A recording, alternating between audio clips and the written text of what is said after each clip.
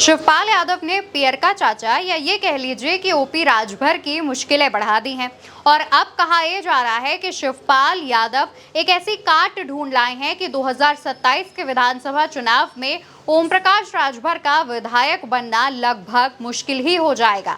फिर चाहे वो भाजपा से जितनी भी मिन्नतें कर ले और भाजपा के साथ जितना भी अपना गठबंधन मजबूत कर ले, तो आखिर शिवपाल यादव ऐसी कौन सी काट ढूंढ कर लाए हैं, उस पर बात कर लेते हैं। दोस्तों, शिवपाल यादव एक ऐसे व्यक्ति को ढूंढ कर लाए हैं जो उस सीट से 2012 से चुनाव लड़ रहा है, जहां पर अभी ओम प्रकाश राजभर विधायक हैं। शिवपाल यादव ने ही उन्हें 2012 में चुनाव लड़ाया, उनको विधायक बनाया और उसके बाद सरकार में मंत्रालय भी दिया। 2017 में राजनीतिक गतिविधियां ऐसी हुई कि टिकट नहीं मिल पाया और इसी सीट पर फायदा उठाते हुए ओम प्रकाश राजभर पहली बार चुनाव लड़कर विधानसभा पहुंच गए। अब इस सीट का जो नाम है वो है गाजीपुर की जाफराबाद सीट और नेता का नाम शादाब फातिमा। शादाब फातिमा एक बार फिर से शिवपाल यादव के साथ एक ही मंच पर नजर आई। तस्वीरें खुद शिवपाल यादव ने शेयर की हैं। संविधान दिवस के मौके पर समाजवादी पार्टी ने प्रदेश भर में कार्यक्रम आयोजित किए थे। इस कार्यक्रम में गाजीपुर पूर्वांचल का एक बड़ा जिम्मा शिवपाल यादव के कंधे पर था। गाजीपुर पहुंचने पर उन्होंने सबसे पहला जो बड़ा काम किया वो काम था शादाब फातिमा की घर वापसी। शादाब फातिमा साल 2012 के विधानसभा चुनावों में समाजवादी पार्टी से चुनाव लड़ी थी और टिकट उन्हें शिवपाल यादव ने ही दिलाया था। कई मौकों पर दोनों के साथ में तस्वीरें भी वायरल हुई थी।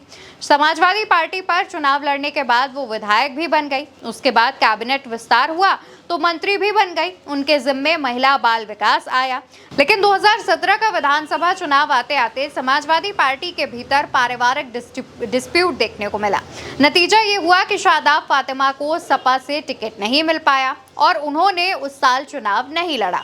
लेकिन इसी 2017 में ओम प्रकाश राजभर ने बीजेपी के साथ गठबंधन करके जाफराबाद से ही विधायकी का चुनाव लड़ लिया और ये सीट शादाब फातिमा के साथ थी। लेकिन क्योंकि उन्होंने चुनाव नहीं लड़ा, इस वजह से इस सीट पर ओम प्रकाश राजभर को आसानी से जीत मिल गई। इसके बाद ये हुआ कि 2022 के विधानसभा चुनाव में सपा और सुभासपा ने गठबंधन किया और ओम प्रकाश राजभर ने समाजवादी पार्टी के साथ मिलकर चुनाव लड़ा।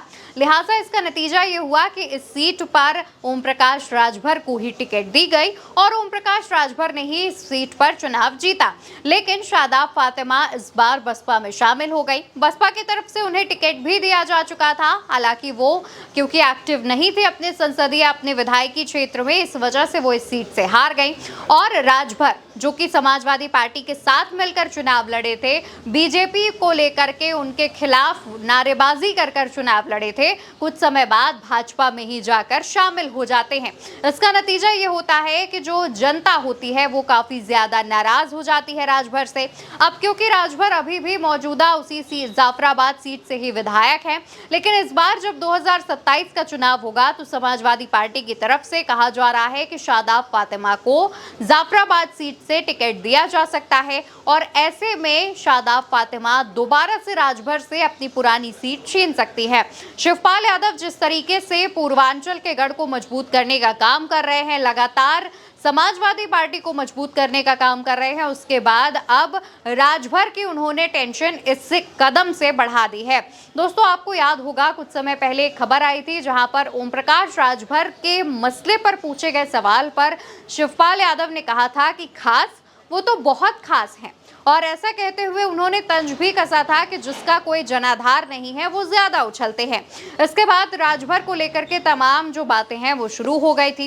अब क्योंकि राजभर भाजपा के साथ हैं और उनके लिए समाजवादी पार्टी के जो दरवाजे हैं वो बंद हो गए हैं, ऐसे में राजभर की मुश्किलें अब बढ़ गई है और राजभर जिस सीट से विधायक है उस सीट पर अब मजबूत कैंडिडेट की वापसी एक बार फिर हो गई है।